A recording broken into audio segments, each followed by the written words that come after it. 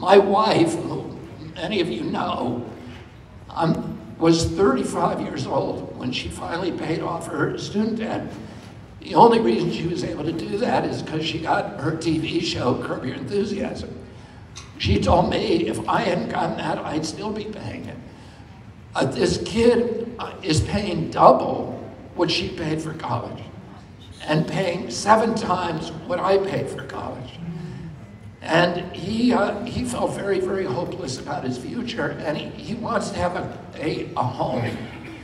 He felt that that was part of the American promise, and when I was a kid, it was part of the American dream. It was the promise to every American that if you worked hard, if you played by the rules, you would have enough money to finance a home, that you could have a summer vacation, that you could raise a family, and that you could put something aside for your retirement.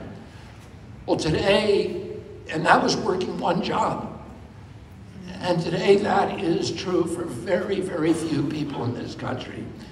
And this kid is looking at a situation right now where the price of homes has gone up from $215,000 2 years ago to $400,000 today.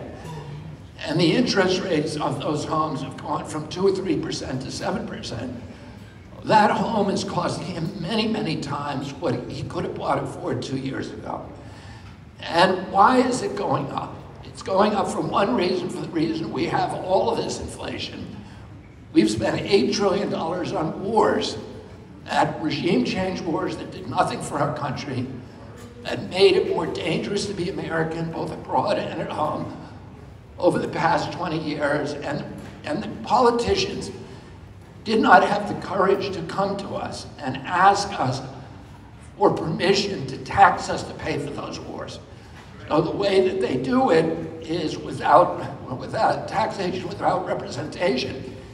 They tax us in a stealth way at the end through inflation, and that's a tax that falls heaviest on the working poor and the middle class and people with fixed incomes and and few assets.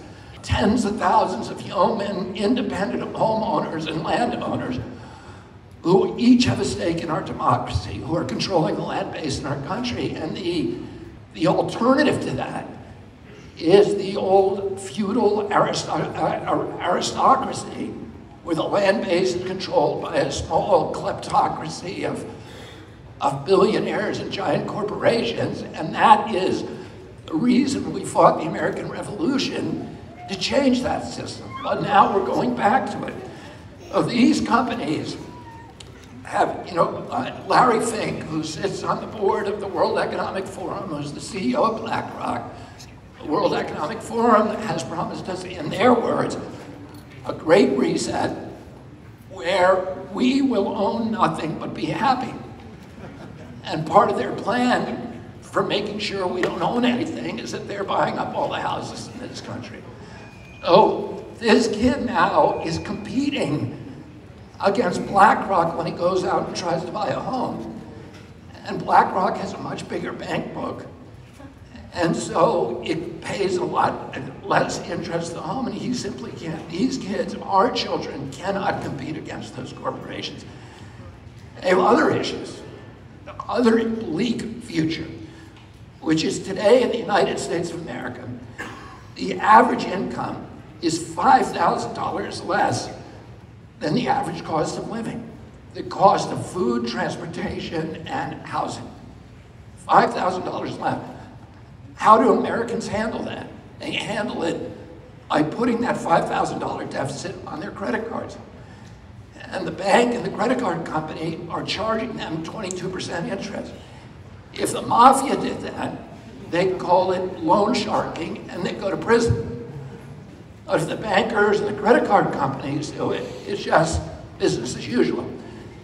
And who do you think owns those credit card companies and those banks? BlackRock, State Street, and Vanguard. So this is, again, how these giant corporations are coming in and strip mining the wealth, the equity from our children. And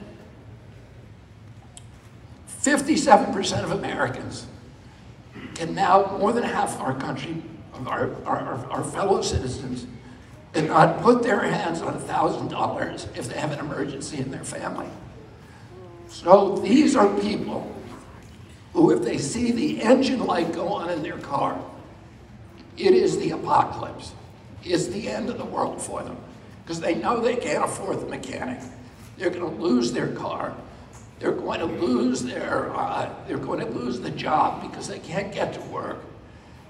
And then their lives are going to spiral into homelessness and out of control, and people are walking around with that fear. Americans are making choices that I never dreamed Americans would have to make when I was growing up in this country. They're choosing between, this same kid told me that every week he has to make a choice between buying a meal and filling his car up with gas every Tuesday. And now Americans all over our country are making that choice. They're choosing between food and medicine, between food and gasoline. There are young couples who are sitting in an apartment with a baby crying on their laps and having to wonder whether that baby is $50 sick or $100 sick or $1,500 sick before they bring them to a hospital. And add that to your anxiety level. Well, that is the way that Americans are living every day in this country. I'm going to tell you one thing that I'm going to do as soon as I get into office. I'm going to, first of all, offer legislation to change the tax code to make it much less profitable for BlackRock and these other entities, large corporations, to buy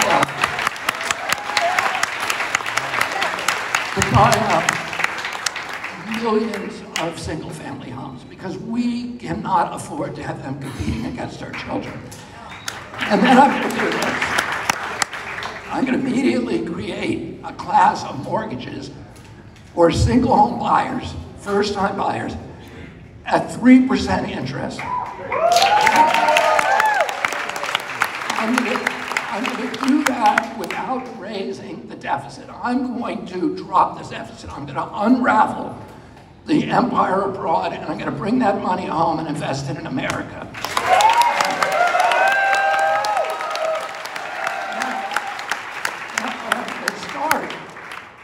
I start by launching a housing boom in this country. The great prosperity that I talked about was started with a housing boom after World War II that let thousands of millions of returning soldiers buy a home at very, very low interest rates. It got every American to a home.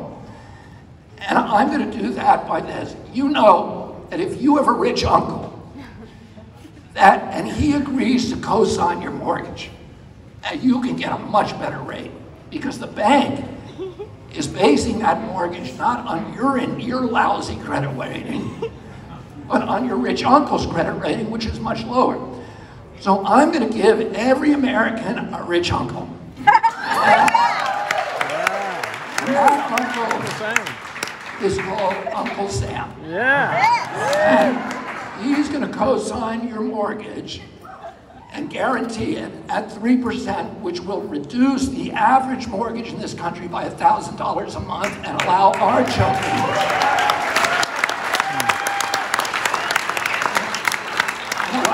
children to compete against BlackRock. And I'm going to do it without raising the deficit by selling tax-free bonds at 3%, which will be purchased in the marketplace to pay for these mortgages. And the first 500,000 of them we're going to give just to teachers. And in order, because our teachers are abused and neglected, and we need to start giving them some, we need to start recognizing that they are performing the most important job in America. And we're going to give these mortgages to first-time home buyers who live in those, agree to live in those communities and to work in those communities, beginning with the teachers.